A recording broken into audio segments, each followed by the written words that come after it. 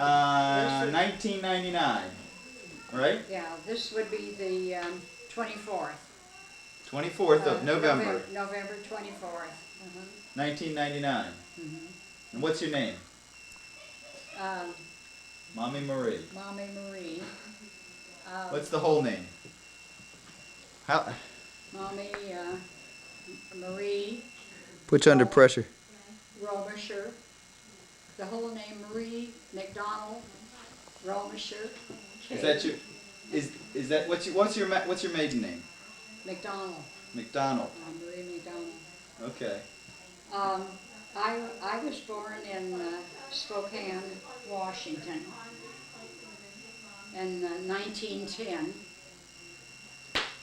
and shortly afterwards, I and my parents went to live in Mullen, Idaho. You were born in 1910? Mm-hmm. So what's that make you now, 89? I'm about 5 months away from being 90. Okay. 90 years old. I went to school a few years in Mullen, and then we moved 7 miles to Wallace, Idaho, where my father built a garage, and at the age of 42, he passed away from miner's silicosis, and at that time I was 13. So I was the oldest of 3 children. My sister was a year and a half younger than I, and my brother about 2.5 years younger. So we went to the schools in Wallace, and from those schools I went to nurses training in Spokane, Washington, and I graduated as a registered nurse in 1931. And did you practice as a registered nurse for a while? I was asked by the Providence, the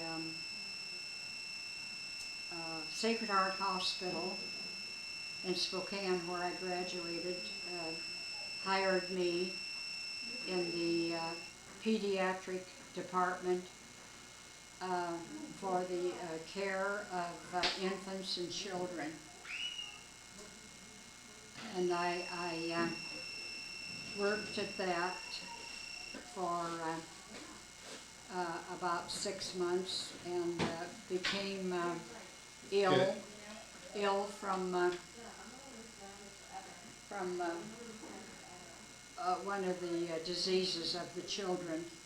So I went to my home in Wallace, Idaho, with my mother to recuperate from this illness.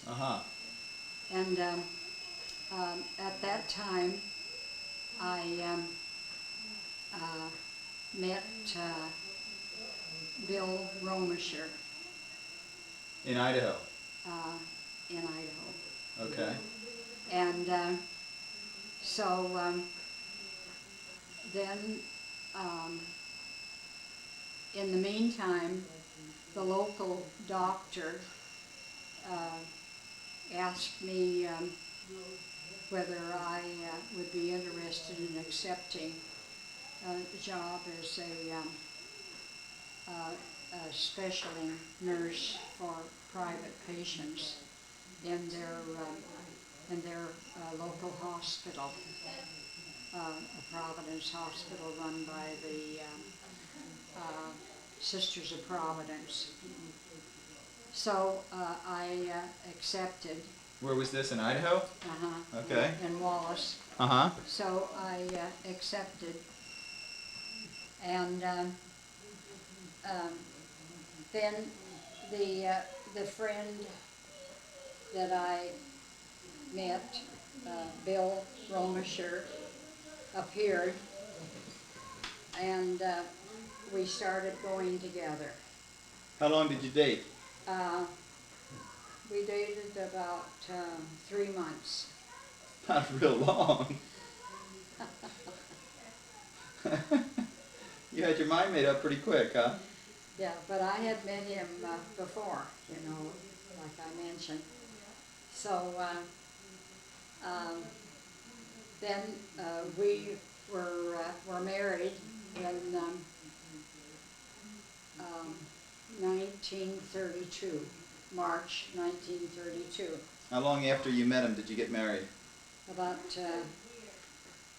3 months after I met him the second time. I see. I met him the first time, it was about a year before. Okay.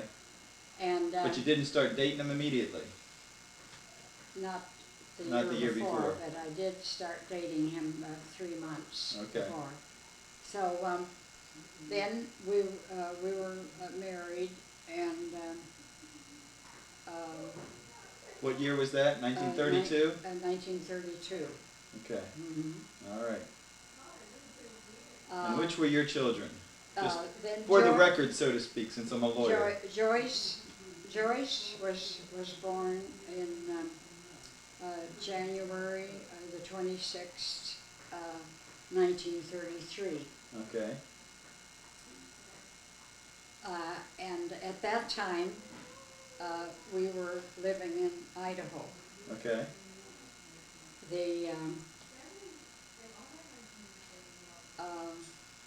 One of the things I was talking about just lately was about the snowfalls, the deep snowfalls. In Idaho?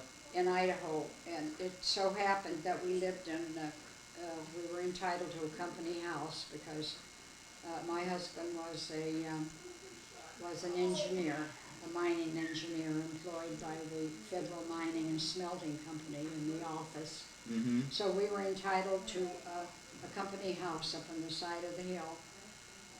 So it was impossible to drive a car up that steep hill to take the new baby home. So in order for us to get home, we had to be taken up the hill in a bobsled. No kidding. You mean with the baby? Mm-hmm. Oh. Horse pull? So that, no. My husband and Bill and some friend pulled it up by No rope. kidding. Oh my gosh. So that was reminiscent of about our second date together. It made us think about our second date together because that happened to be a whole group of friends from Wallace who planned a bobsled up one of the steepest hills on the suburb of Wallace. And so this date was a bobsled, and then a midnight party in the snow, having a picnic style party there in the snow after bobsledding. So anyway, we were hardy people because we lived in a very cold country, and we can remember Joyce walking through the snow independently and refusing any help when she was less than 2 years old. Now that's hard to imagine. That Joyce would be a little bit headstrong? She was independent. And so then Marilyn was born on 1935. That's your second? Yeah, that was July the 13th, 1935.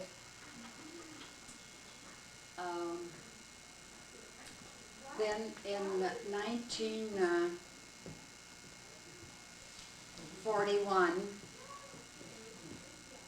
we decided to leave Mullen. So in the meantime, Bill had an ambition that he wanted to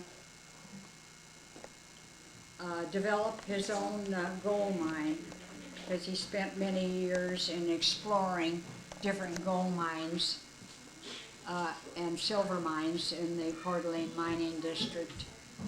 So he and his partners found one in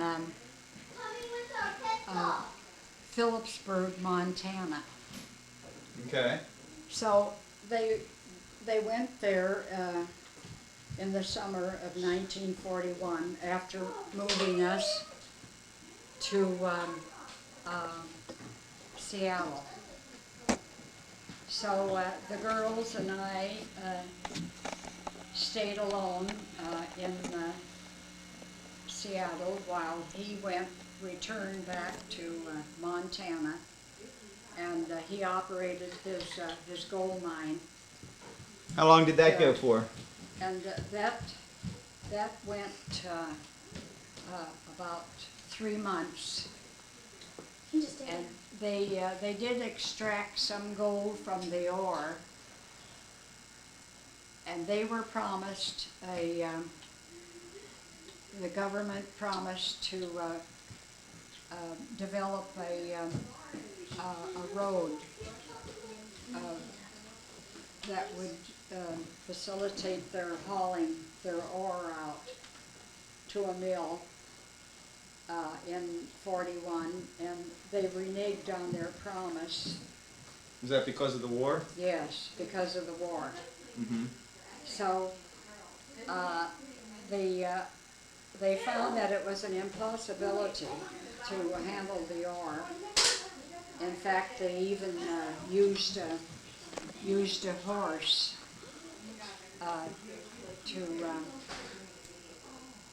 to try to get the ore out, and they found that it was impossible. And they even had a millman who had treated the ore with mercury, and they had to set up a carpenter.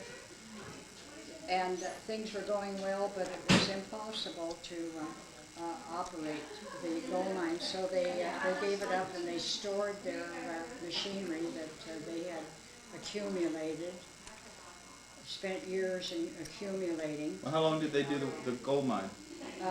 They did it only about 3 or 4 months. Oh, I see. And, Bridget, would you ask them to try to keep it down? So they gave it up, and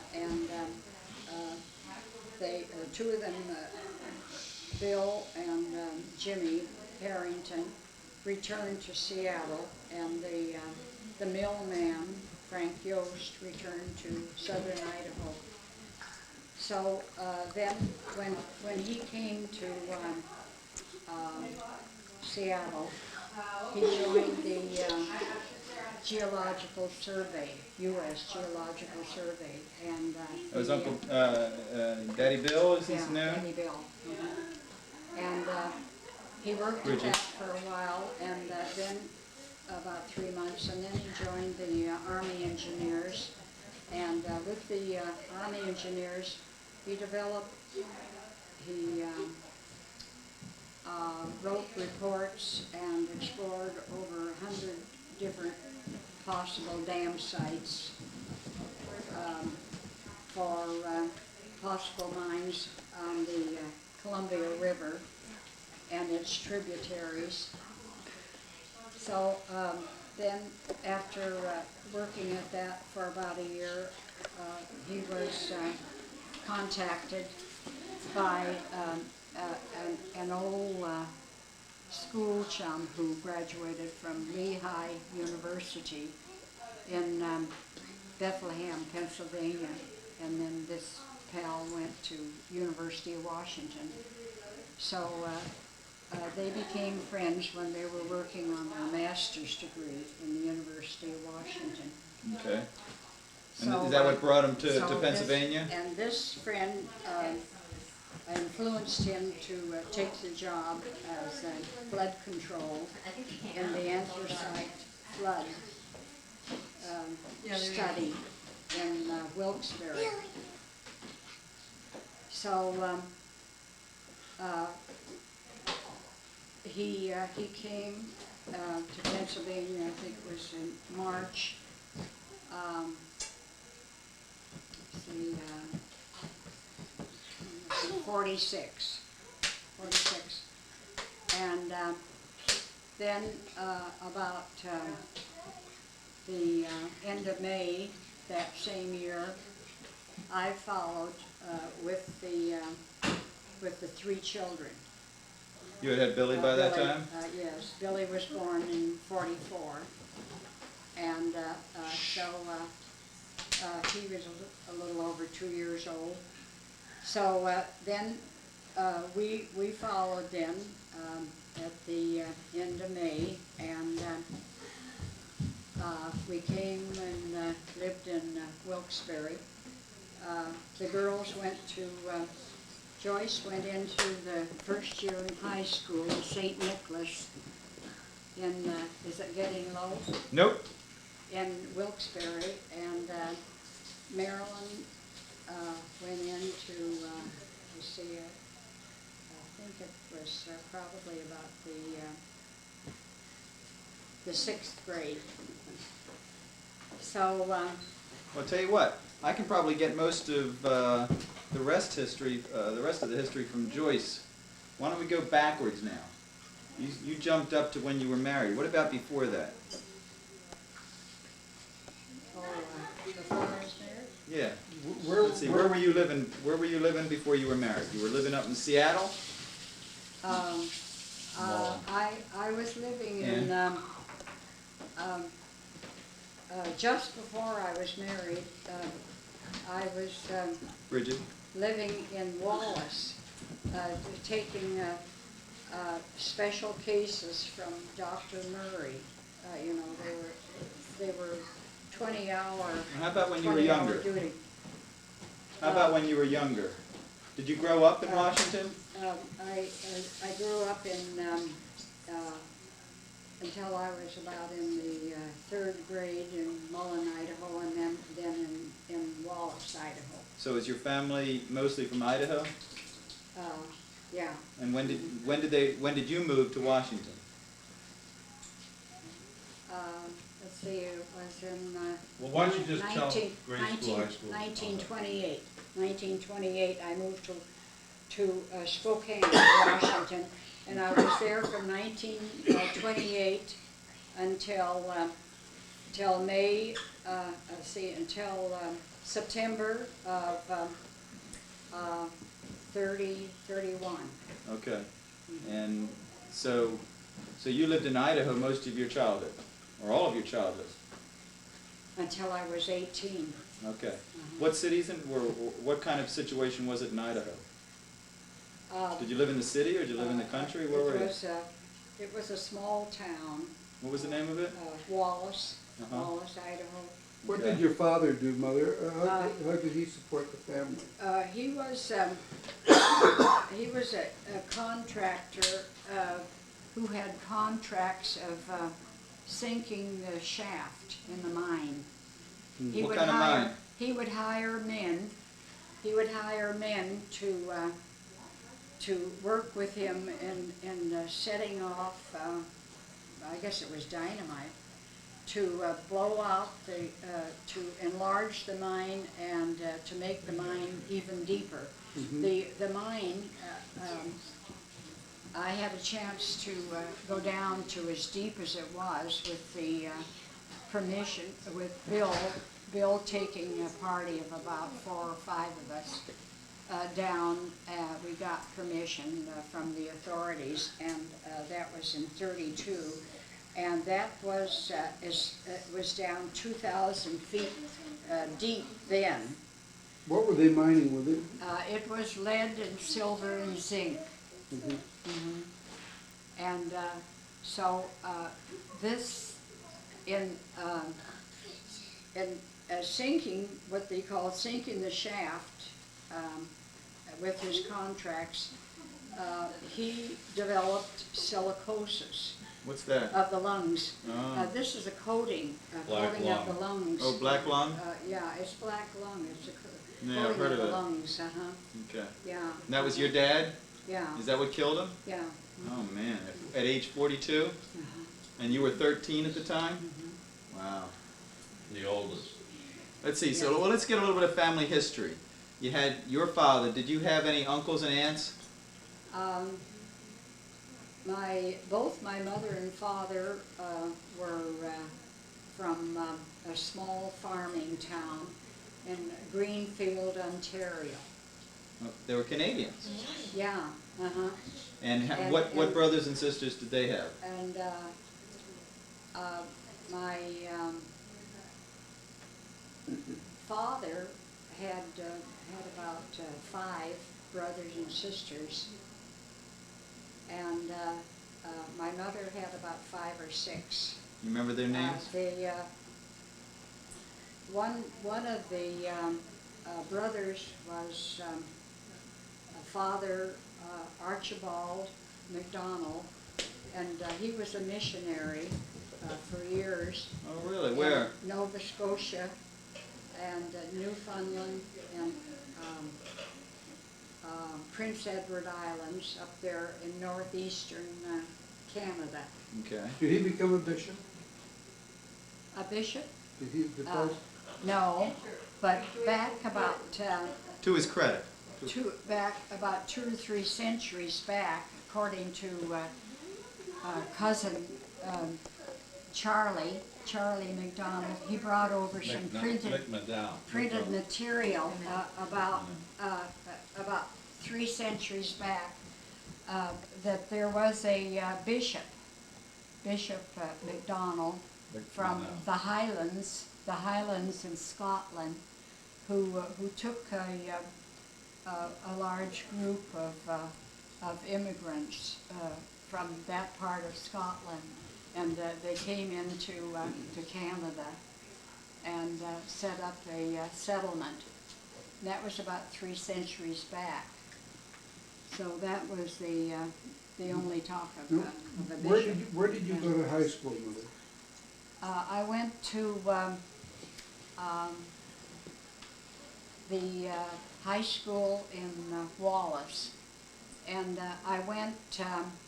Was that a public high school or a No, Catholic? it's a Catholic high school, and even though my mother was a widow, there wasn't any tuition required in those days, but there were other costs, and so my mother was a very shrewd manager. She had to be, because she was trained that way, you know. She grew up that way in her home, and of course she had to be that way. She worked. She did the church laundry, and she did the church cleaning. That was one of her main jobs.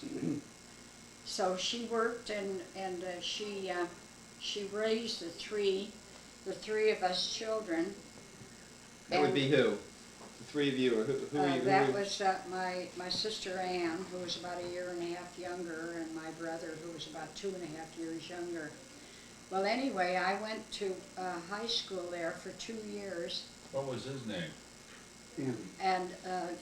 And I felt that my mother needed financial help, so I told her that I was going to drop out of high school so that I could work a year, and then I would return, because she needed every dollar that she could get. And how old were you at that stage? I was I think around about 15, and so I dropped out and I worked a whole year, At what? and brought home all the money that I earned so that she could run the household expenses.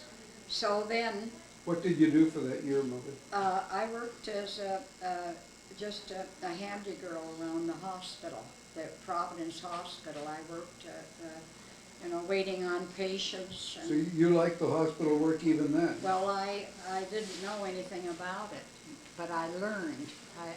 It was a job. So I went there and I worked. How much did you make an hour? I made $1 a day. Oh my goodness. Not an hour, $1 a day. And you gave that to your mother to help with the house?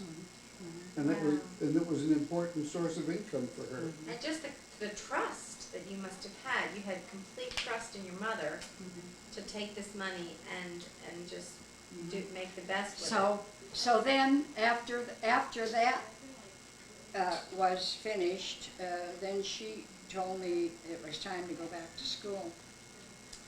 Well, anyway, we got our heads together and decided that maybe they would accept me there to go into nurses training at the Sacred Heart Hospital, which was the largest in the Northwest at that time. So we went to the one that was, started, from the Sisters of Providence. So we went down there and talked to the directress of nurses, and she accepted me after just 2 years of high school, where ordinarily they expected 4 years of high school. So I went there and I finished with nurses training, and also took some courses at Gonzaga University Where was that? in Spokane, Oh, okay. Spokane, Washington. And so I got my diploma as a registered nurse. And then I worked as a pediatric nurse on night duty there, and they asked me to join the staff. And then I became ill because I just didn't get my sleep. It was very, very warm weather, and it was hard sleeping in the daytime. So because my duties were from 7 p.m. to 7 a.m. And 12-hour shifts, huh? yeah, oh yeah, yeah. And the special nurses had 20-hour duty. No kidding. Special. That I did in Wallace. So anyway, after I was married. How'd you meet Pop? I already got that part. Oh, did you? Oh yeah, So I got that whole part. After I was married, I still wanted to get my high school diploma. And so after the girls were old enough to go to school, I would put them on the bus, and then I would take a bus and go downtown Seattle to the YMCA, and I took courses, high school courses, for about a year and a half, I guess, there at the YMCA.